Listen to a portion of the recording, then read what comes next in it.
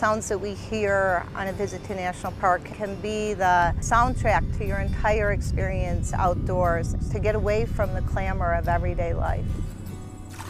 The mission of the Natural Sounds program is twofold: to further the understanding of the role that soundscapes play in overall ecosystem health, but there's also a human dimension side. The impact of sounds and the ability to hear the sounds of nature or not, if it's impaired by noise sources, greatly can impact a visitor's experience. That sort of expansive or immersive experience of being aware of things at great distances and all around is magical and rare and endangered, because of course the quietest places in the country are the ones most vulnerable to noise.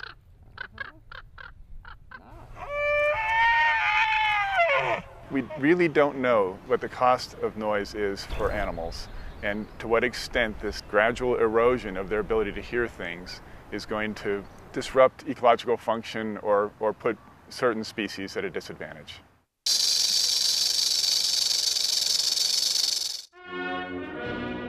The sounds that we hear can influence a national park experience in a very powerful way. Hearing can enrich everyday experience, but certainly the visit in a park. And when we begin to compromise the opportunities to hear natural sounds, I think when we erode those opportunities, we've removed one of the dramatic things that a person could experience in a national park.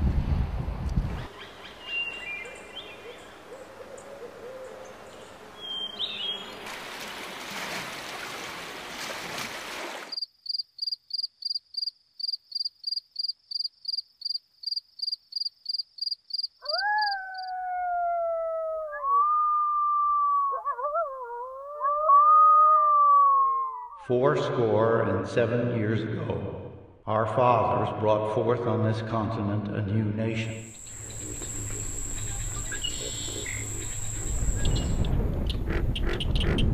In the National Park Service, we treat the acoustic environment, or the soundscape, as both a natural and cultural resource. Ready, freeze, and fire!